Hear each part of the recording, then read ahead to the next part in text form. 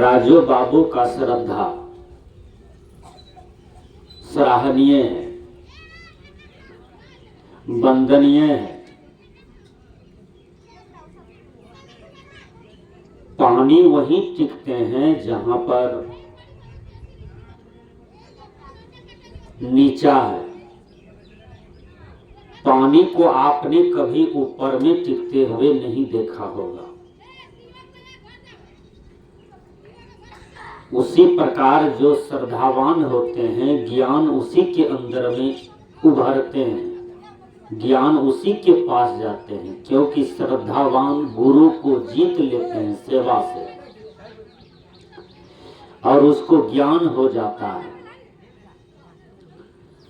ध्रुव ने सेवा किया तो ध्रुव को ज्ञान हुआ, प्रहलाद ने सेवा किया तो प्रहलाद को ज्ञान हुआ, वीर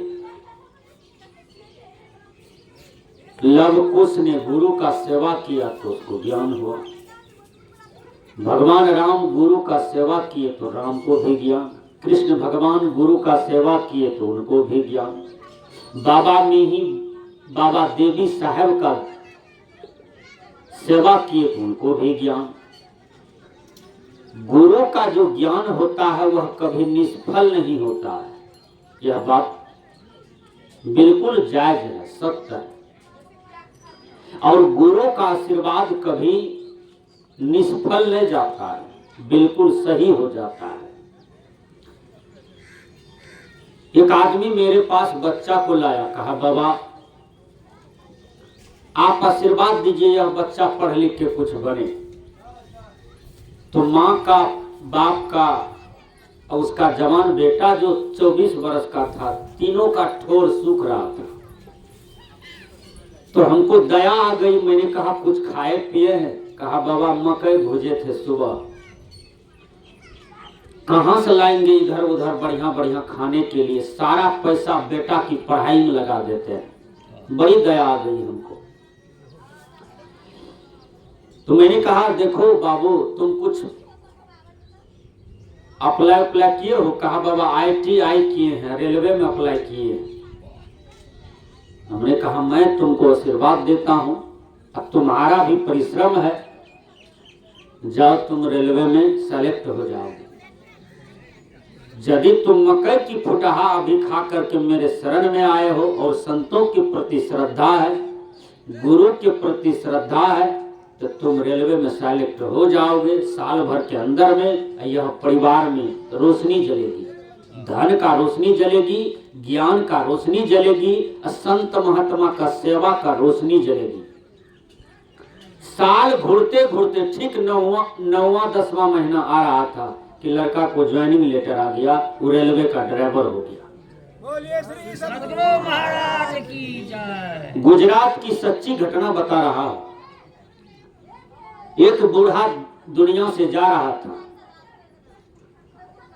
और वह बूढ़ा को संतों के प्रति बहुत श्रद्धा था, क्योंकि जब से होश लिया था तब से संते सेवा में बिहबल थे। कोई संत आते थे दौड़ करके राजू बाबू के तरह, राजू बाबू को देखिए, मैं इस गांव में आया था चंदा करने के लिए, संजोग से भूख लग गई थी बहुत ज्यादा। और राजू बाबू शिवानंद बाबू को जानते थे, शिवानंद बाबा है लक्ष्मीपुर में। तो उनको लेकर के हम आए थे, भूख लग गई थी। जब इनके दरवाजे पर आए चंदा लेने के लिए, तो ये आदमी हमको देख करके इसको अंदर में लगा कि रात में हम सपना देखे हैं साधु को, अभी साधु आ गए, लगता है गुरु महाराज भेज दिए दर्शन के लिए। राजू बाबू का दिल 100 किलो का हो गया कि रात में सपना में साधु को देखे, अभी साधु आ गया। साधुओं देखे तो उजरे कपड़ा में देखे थे, सपना में ठीक उजरा कपड़ा में साधु आ गए। सपना तो सत्य देख रहे हैं। राजू बाबू चंदा भी दिए और कहा बाबा कुछ खाइएगा, भूख तो जोर लगी थी। कैसे कहते ना, हमने कहा ठीक है उधर से चंदा करके आते हैं, तब तक आप भात दाल सब्जी बनाइए। भात दाल सब्जी बनी, आए भर पेट खाए, आशीर्वाद दिए। अब मन में जो कुछ बात था वो आशीर्वाद में बेचारे को फलित हो गया और पूरे परिवार को हमारे प्रति श्रद्धा हो गया। और संतों के प्रति श्रद्धा होना ही चाहिए। आपने सुना होगा श्रद्धावान लभते ज्ञानम, जो श्रद्धावान होते हैं उसके अंदर में ज्ञान का लाभ होता है। ज्ञान हो जाए तो उस ज्ञान को अपने व्यवहार में रूपांतरित कीजिए, अपने आप में प्रैक्टिकल कीजिए, साधना में उतारिए। हर आदमी साधना कीजिए, चाहे वो कोई भी आश्रम में क्यों ना हो, अब कोई भी कपड़ा में क्यों नहीं हो। ऐसी कोई बात नहीं है कि जो गेरवा कपड़ा में है वो सबसे बड़े आदमी होते हैं, जो उजरा कपड़ा में है वो सबसे बड़े आदमी होते हैं। जो गेरवा कपड़ा में था आसाराम, राम रहीम, रामपाल, वो अभी जेल की चौखट में है। ऐसी कोई बात नहीं है। जो साधना करते हैं सफल हो गए मरते दम तक, चाहे वो कोई भी आश्रम में हो, वही महान आदमी होता है। विचार कीजिए। तो मैंने कहा तो बूढ़ा बेचारा संत के प्रति बड़ी श्रद्धा था। गुजरात की सच्ची घटना। तो दुनिया से जाने लगा, बीमार पड़ गया, वो समझ गया अब हम नहीं ठहरेंगे। और जिस आदमी को मौत आ जाता है, यह परम सच बात है, उसकी आत्मा गवाह देने लगती है, हम जो देखे देखे कुपारी में अब मेरा टिकट कटने वाला है। अंतरात्मा गवाह देने लगता है। तो उसके आंख से आंसू गिरता है कि मैंने मकान बनाया, बेटा बेटी को जवान किया, सब कुछ किया, जमीन खरीदा, कितना सिस्टम को मैंने अपना हाथ से उपार्जन किया हूं। आज छोड़ करके कुपाड़ी को चला जाऊंगा, लोग श्मशान घाट में बांस के बगल में जला करके राख कर देगा और दुनिया हमारी छूट जाएगी। आंख से आंसू गिरता है और पूर्व में जो किया है वो याद आता है कि हमने क्या किया क्या नहीं किया। वह टीवी की तरह दिखाई पड़ता है। कहीं कुकर्म किया है तो वो भी नजर में आता है। अब कहीं बढ़िया बढ़िया काम किया है तो वो भी नजर में आता है। टीवी की तरह, जैसे टीवी में आप देखते हैं तो सब चीज नजर आने लगता है, उसी तरह का रील उस मरते हुए आदमी के सामने में आता है। उसी को यमराज कहते हैं। जो जीवन भर कुकर्म किया है तो यमराज उस समय मरने के काल में उसको कचोटता है, दुख देता है, उसी को यमराज कहते हैं। जो जीवन भर सदकर्म किया है, साधना किया है, सेवा किया है, माँ बाप का सेवा किया है, दादा दादी का सेवा किया है, संत गुरुजन को दान दक्षिणा दिया है, अपने हाथ से सत्संग करवाया है, गरीबों को जमीन दिया बसने के लिए, किसी का घर नहीं बिगाड़ा, भाई भाई में लड़ाया नहीं, पड़ोसी को दो बात सह लिया लेकिन पड़ोसी को दो बात कहा नहीं। ऐसे आदमी जब दुनिया से जाता है तो उनको जाने में धर्मराज भी साथ हो जाते हैं और उसके मरने पर वह आत्मा को सदगति भी हो जाती है। इतना सदकर्म कीजिए कि जीवन में अपने हाथ से कभी एक बुराई न हो जाए। तो वह गुजरात की सच्ची घटना। तो जा तो रहा था बूढ़ा बाबा दुनिया से, उसको 4 पुत्र था। चारों पुत्र को बुलाया, चारों पुत्र आए, कहा बाबू क्या बात है, आंख से आंसू गिरने लगा। कहा बेटा हम मात्र 4 दिन के मेहमान हैं, 4वां दिन शाम होते होते हम चले जाएंगे, लेकिन एक बात कह देते हैं, अंतिम बात, मेरी बोली लटपटा रहा है, बोली गुम हो जाएगा तो फिर तुमको यह बोली का दर्शन नहीं होगा। कहा बाबूजी बोलिए क्या कर रहे हैं। कहा बेटा हमको जब से होश है, हमारे पूर्वज पीढ़ी भी साधुओं का सेवा करके नैया पार किए हैं। ठीक से सुनिए बात को। हमको जब से होश हुआ तो हम भी साधुओं का चरण पखारे, हम भी साधुओं का सेवा किए, सत्संग किए, धन दौलत कमाए, लेकिन 10वां अंश साधु सेवा में लगाए। बेटा दुनिया से हम जा रहे हैं, अब तुम चारों भाई सत्संग करना, साधु का सेवा करना, यही 2 ज्ञान दिया। बूढ़ा का बोली लटपटा गया और 4वां दिन शाम में बूढ़ा डेट कर गया। बाबूजी चले गए, संसार से चल बसे, क्रियाकर्म हो गया। अब उस रास्ते से जो भी आते हैं जाते हैं, जो भी आते जाते हैं, भूखा, गरीब, भटका हुआ आदमी भी होता है ना, उसको भी शरण मिलना चाहिए ना। आदमी कहां जाएगा? बाघ के झुंड में रात में कि निरिया गधा के झुंड में जाएगा? कोई दयालु आदमी शरण देगा कि खा लीजिए बरंडा पर सोइए, सुबह चले जाइएगा? इतना भी तो कहने वाला लोग होना चाहिए। यह भी कहने वाला इस पृथ्वी पर कोई बिरले हैं, सब नहीं कह पाते हैं। साढ़ू को रख लेते हैं 4-4 सांझ, साली को 17 दिन रख के 5,000 का सेमी सलवार दे देगा, लेकिन एक अतिथि भटका हुआ को भोजन रात में शरण नहीं देता है लोग, क्योंकि लोग इतना कंजर हो गया है, धर्म से इतना गिर गया है कि कहने की बात नहीं। तो जो भी रास्ते से जा रहा था तो वह सबको शरण देते थे। और साधु महात्मा को ज्यादा, जो साधु महात्मा जाए उसको दौड़ करके पकड़ के लावे, बाबा चरना अमृत दे दीजिए, चरण पखारते हैं आपको। चरण पखारते थे हैं? चरण पखारते थे और चरण पखारते थे। चरण जब पखार करके चरना अमृत लेते थे तो उसको छींटते थे। काहे भाग रहे हैं झूठे से? तो चरना अमृत को छींटते थे, ध्यान दीजिएगा। चरना अमृत को हर आदमी अपने बोतल में रखिएगा। मैं बता देता हूं, कोई बढ़िया सिद्ध साधक हो, सिद्ध संत हो, उसका चरना अमृत बोतल में रखिए। वह समय पर आपको काम देगा, क्योंकि चरना अमृत में शक्ति होती है। दुनिया के लोग कहेगा ये चमत्कार होता है, ऐसी बात नहीं है। यह पाखंड है, यह आडंबर है। आडंबर नहीं है, श्रद्धा है। संत के चरना अमृत में शक्ति होती है, मैं बता देता हूं इसके बारे में।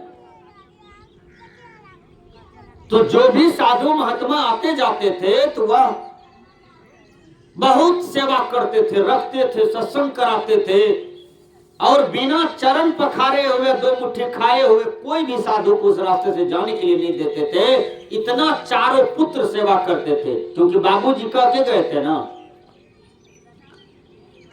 लेकिन बाबूजी एक बात बोले थे, बेटा 7 पीढ़ी से हमारे दरवाजे पर ये वट वृक्ष को देखो। एक वृक्ष था, वो 7 पीढ़ी से सूखा हुआ था, वो हरा नहीं हो रहा था। 7 पीढ़ी के लोग कहते थे, जो चले जाते थे तो वो पिछले को कह देते थे कि जो पहुंचा हुआ संत होगा उसका चरण पखार करके यदि इसके जड़ में दे देगा तो उस दिन यह वृक्ष हरा हो जाएगा। यह वृक्ष का नियम है, नहीं तो हरा नहीं होगा। जो पहुंचा हुआ संत होगा उसका चरण पखार करके दोगे तब होगा हरा, नहीं तो नहीं होगा। इधर बहुत सा महात्मा है, लेकिन पहुंचा हुआ नहीं है। उसी रास्ते से बहुतों महात्मा का चरण पखार करके दिए तो कहीं कुछ नहीं हुआ। और उसी रास्ते से बंदी छोर कबीर संत सम्राट जा रहे थे, उनको भी पकड़ करके लाए। कहा बाबा रातें दही पोड़े हैं, आघन आया है, 10 दिन से साधु नहीं मिला है, चलिए दही चूरा खा लीजिए, हमारा सेवा भी हो जाएगा। जो नया अन्न हुआ है कम से कम उसका पुण्य तो हो जाए। बाबा आए, चरण पखारे, दही चूड़ा खिलाए, कबीर साहब को भर पेट खाए। कहा बाबा चरना अमृत दीजिए ना। कबीर साहब चरना अमृत दिए, मंत्र से शुद्धि किए। कहा क्या करोगे चरना अमृत? कहा हम लोग पूरे परिवार एक एक छिट्टा पिएंगे पहले, तब। कहा एक वृक्ष है बाबा, 7 पीढ़ी से हमारे पीढ़ी में एक बात गूंज रहा है, ये गाछ हरा नहीं हो रहा है। ढेरी साधु महात्मा का चरण पखार के दिए, लेकिन हरा नहीं हुआ। बाबा कहीं आप पहुंचे हुए संत होंगे, मैं तो आपको नहीं पहचानता हूं। यदि हरा हो गया तो आप हमारे परिवार के सदगुरु हो जाइएगा, आप हमारे परिवार के कुल गुरु हो जाइएगा। चरण पखारते हैं और पखार करके चरना अमृत लिए। कबीर साहब ने कहा जाओ एक बूंद जड़ में दो। एक बूंद दिया, एक डाल हरा हो गया।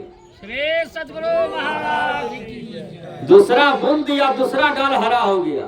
तीसरा बूंद दिया, तीसरा डाल हरा हो गया। और एक एक बूंद देते चला गया, समुच्चा वृक्ष हरा हो गया। श्री सद्गुरु महाराज की जय। यही है संत की शक्ति, यही है गुरु की शक्ति। अंगुलीमाल इतना बिगड़ा हुआ था, संसार में तो बहुत राजा था, कहां सुधार पाया उसको? पुलिस प्रशासन भी कहां सुधार पाए? अब उसके गांव में तो बहुत लोग होगा, अंगुलीमाल के गांव में, उसको कहां सुधार पाए? और बिगड़िए रहा था। एक भगवान बुद्ध बेचारा वैराग्य में जीने वाला, त्याग में जीने वाला, ध्यान साधना के साथ जीने वाला भगवान बुद्ध चलते हैं। और जब भगवान बुद्ध गए अंगुलीमाल के सामने तो अंगुलीमाल दबिया लेके खड़ा हुआ, कहा गर्दन काट देंगे तुम्हारा, ठहरो, तुम क्यों भागे जा रहे हो? भगवान बुद्ध ने कहा मैं तो ठहर गया, अब तू कब ठहरेगा? हत्यारा अंगुलीमाल कहते हैं कि आज तक मेरे बात का कोई जवाब नहीं दिया था, डर के मारे ये जवाब दे रहा है, इसका मतलब जरूर हमसे भी साहसी है। अंगुलीमाल फिर दूसरा कड़ी में कहते हैं अरे ठहरो, नहीं तो दबिया मार देंगे। बुद्ध ने कहा मैं तो ठहर गया, तू कब ठहरेगा? कहा अरे फिर बोलते जा रहा है, जरूर इसको मार देंगे हम दबिया। तब तक में बुद्ध के पास सट गए, कहा मैं तुमको बार बार कहता हूं ठहरो, तो तुम भागे क्यों जा रहे हो? कहा मैं तो ठहर गया, तू कब ठहरेगा? कहा दबिया चला दूंगा। कहा चला के देख। दबिया चलाया, दबिया नहीं चल रहा था। तलवार चलाया, तलवार नहीं चला। बुद्ध ने कहा चलाओ, हाथ को फेरो। कहा बाबा चल कहां रहा है?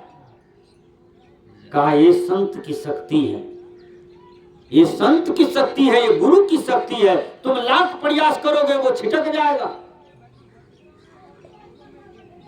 अंगुलीमाल कहते हैं अरे आप तो मानव है, आप में इतनी शक्ति कैसे है? कहा मैं मानव हूं, लेकिन मानव मानव में भेद है, कोई मनुष्य देव है और कोई मनुष्य प्रेत है, तो मैं देव की जोड़ी में हूं। कहा आप देव की जोड़ी में हैं? अच्छा बाबा नखरा नहीं चलेगा, आपको मारेंगे, आपका धन छीनेंगे। कहा ठीक है मारो, धन छीनो, लेकिन एक प्रश्न का जवाब दो अंगुलीमाल, तुम जो लोगों को हत्या करके उंगली पहनते हो, ये ज्ञान किसने दिया? कहा मजा आता है, बैठे बैठे भोजन मिलता है, बैठे बैठे घर बन जाता है, और बैठे बैठे 2000 500 गिन लेते हैं, काम नहीं करना पड़ता है, बड़ी मन लगता है बाबा, बैठे बैठे सब काम हो जाता है, खाली दबिया चलाते थे। बुद्ध ने कहा तुम जिसकी हत्या करते हो, जिसका गर्दन काटते हो, धन छीनते हो, धन तुम कमाया है कि धन जिसका छीनते हो वो कमाया है? जिसका गर्दन काटते हो तो गर्दन को तो परमात्मा ने जोड़ा है, गर्दन को तो ईश्वर ने जोड़ा है, अब तुम उसको काटते हो, यदि काटते हो तो जोड़ने की क्षमता होनी चाहिए ना, तो जब तुम जोड़ नहीं सकते हो तो हत्या क्यों करते हो, काटते क्यों हो? अंगुलीमाल को दिमाग में लगा कि कोई करंट लग गया, देखिए लगा करंट लग गया। अंगुलीमाल कहते हैं अरे आप क्या बोल रहे हैं, मुझको समझ में नहीं आ रहा आप क्या बोल रहे हैं। कहा तुम जो पाप करते हो किसके लिए करते हो? कहा पत्नी के लिए, बेटा के लिए, माँ के लिए, बाप के लिए। कहा जाके पूछो तुम इतना पाप जो कर रहे हो तो कोई पाप का बंटवारा होगा? कहा होगा, हम कमा के ले जाते हैं तो सब खाता है, तो होगा का ही नहीं होगा। तब कहते हैं नहीं नहीं भूल कर रहे हो तुम, पाप का बंटवारा कोई नहीं होता है। कहा तुम पूछो जाकर के परिवार के लोगों से, कहा हमको भगा दीजिएगा या आप इधर भाग जाइएगा। कहा आपको विश्वास नहीं हो रहा है जी अंगुलीमाल, चलो हमको पैर में बांध दो। बांध दिया, जब पैर में बांध दिया तब अंगुलीमाल गए पत्नी के पास, कहा आप हमारे जीवन साथी हो, लेकिन एक बात बताओ, हम जो इतना हत्या करते हैं, धन छीनते हैं, पाप करते हैं, अब तुम लोग को सुख से पालते हैं, पाप का बंटवारा होगा? कहा रात में हम अधान दे रहे थे, हाथ में फोका हो गया है, बड़ी लहरता है, 8 बांट लीजिए दर्द। आप मेरे पति ने हैं तो 8 दर्द ले लीजिए, 8 हमरे पास रहेगा, दर्द कम नहीं हो जाएगा? तो उंगली मान ले, कहा ये कैसे हो सकता है? कहा जब वो नहीं हो सकता है तो आप हत्या करते हैं तो हम कैसे बंटवारा होंगे? आप मेरे मांग में सिंदूर दिए हैं, हमको जहां से मेंटेनेंस कीजिए, हैं? लेकिन पाप का बंटवारा हम नहीं हो सकते हैं। पत्नी रिजल्ट दे दिया, उंगली मां को करंट लगा, फिर गया मां के पास। जब मां के पास जाता है तो मां को कहा कि मां, तुमको हम बैठा के खिलाते हैं, अब तुम एक बात बोलो, हम जो इतना पाप करते हैं, धन छीन के लाते हैं, तुम लोग को सुख से पालते हैं, पाप का बंटवारा होगे? तो मां कहती है, बेटा 9 महीना हम तुमको पेट में रखे हैं, जन्म दिए हैं, पढ़ाए लिखाए, हम सोचे थे कि जब हम काम नहीं कर पाएंगे, शरीर से लाचार हो जाएंगे तो बेटा काम देगा।